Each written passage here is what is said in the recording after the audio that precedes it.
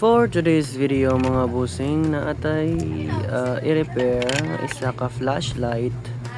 Ang iyang problema diha kay daghan gid kaayo na siya problema tong niagi. So ang primero niya nga problema na ang iyahang switch button.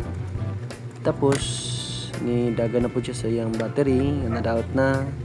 Tapos ni daga na po dayon sa iyahang charging. Di na siya ga-charge.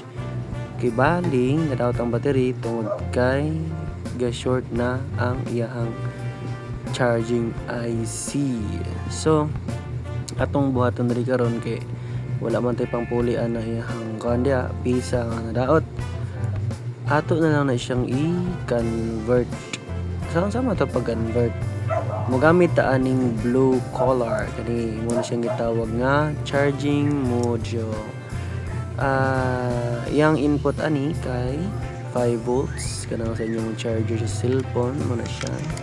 Tapos ang output po niya na kay 4.2. Murag ana gito nga mga volt. So ato na siyang i-convert, ato na siyang isalpak dia na. Hindi isalpak na to dia para atong magamit ni ang charging module. Kaya nga naman, dili ko na siya dili ginako siya i-bypass tanan kanang isa ka board ng green.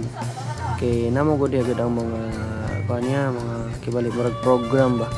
Kay katamo gud nga flashlight. Na siya kuan kana bitaw isa ka click nimo kay flashing, isa ka click kay katong steady lang, isa click kay hinay ang siga, long press dayon kay musiga to na sa kilid na suga. So karon na ato lang i-bypass gyud ang iyahang charging. Alright, so diya sa nakita na to nagpalit na ko sa iyahang wire para ato na siyang sumpay diha sa ato ang main board. Diha sulod-sulod na ginagmay lang ang sinuldan. Mana. Okay. So diha ka nakita nyo kanang black og kuan red. Gikan na siya dito sa ato ang charging module. Kung natingala mo anong dito na ko ito gibutang nga wire. Mamugod to ang kuan. Kana bitaw imong inputan. I-input nimo dito ang imuhang charger. So ato mo siya gi-input dito, kunya connected na siya na isa ka port ya. Kanang port. Pero kanang port dapat imo na siyang ikat nimo na ang iyahang connection padulong sa kanang green nga board. Kibali bypass ba. Naman natong live diha. Isiga na. Sana kinato ni isiga na siya. Kasulod na kibali sa charging module ang bolts nga itong gisalpak. Okay, so dirita sa iyahang battery. Iyang battery sa una ni guba na gyud. So bago na ning battery same ra na iyahang milliampere. Tapos ako na siyang giduha kay sa una isa naman nakabutang di agad. Nagburot-burot na ba daot na nga battery. So dia ato sa hinluan kay dawan bungkag na kayang mga kanya iyang mga plate ba no. Ako na matanggal agar bungkag na kayo tanawa ra gud mag-contact pa diyan na nga natin na mag-contact. So ato na siyang gihinluan ipungo na to ang tanan salpak na to na ang kuan battery nga duha.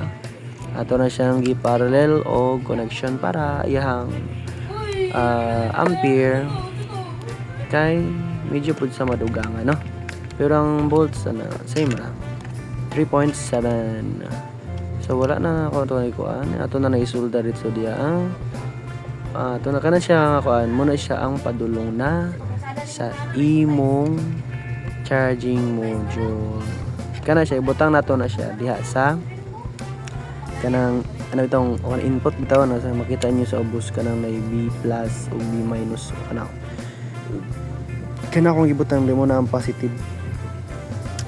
Muna siyang positive tapos kining isa mo ni ang negative gikan sa battery. So lahi pod ang kuan lahi pod ang output. Kana nakita niyo sa kilid mo na yung output. Out plus out negative na mo na siya. So kani karon kay basig na tingala mo nga isa ra gid kabuka kong gibutang diha nga out kanarahang positive nga naman nga wala naman ko nagbutang og wire diha sa out nga negative padulong sa board. Ang iyahang tubag ana kay ang kana bagong negative kanang bitong negative kan sa battery connected ra ng duha kibalik kung ano siya kanang di na siya kailangan, di na need kay connected na sila daan. So inyo nabantayan diya out sa negative kanang sa charging module kay wala na yung wire kay usar day siya.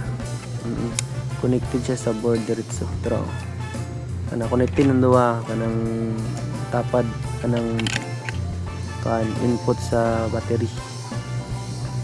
So karon ato na siyang i-testing i-try kung mugana ba ato ang mga diskarte sa life, kung mo-charge ba siya o musiga ba o sabay siya basi mo music na basi mo music na gid noon bisag suga ang butang. Sa atong i-try da di ba naa pa siya mga option nga siga niya makapili ka. So okay na ni siya gali nga side. Ato na rin siyang plaster og balik. Sa pagplaster na to dari og balik kaya kana ato lang yun ang pangtarungon kay basin mo gud og maigo bitaw ani mo mga wires uban kabante mo na yung mga electrical tape kana muna siya ang kadalasan nga kaigo sa mga screw ba. Pag may na sa screw mag-grounded na mag-short na siya, impatso na. So diyan ato lang siyang paningkamutan nga dili siya maigo sa skruhanan sa spot no kay magproblema ka tingala lang ka kay ibis na human nimo siya taod nagka-problema di na siya moon. Ang dali lang dayon ato siyang atay pangbalik ang iyahang mga screw kay para dili mga bungkag pag mahulog. So dili mga busing nahuman na gid siya. So i-try na lang gid nato. Alright, di ba? Naapa yung mga option, wala na apektuhan. Wala na sunog ang charging ra gid niya. Na-doubt iyahang charging IC man. So goods na ni mga bossing tanawa. Okay, mas dugay na ni siya malubat kay duhaman ka battery atong gibutang. Okay? Di ba? So goods na ni siya. Wala nang problema. Ato na ni siyang mag-charge pa di ko din kay para makita na to nga working ang atong gibutang nga charging module, working atong pag-bypass, working atong pag-convert. Nakita ni mo pula ito yun ako na siya diha nga side mga busing kay para di siya mabasa sa ulan.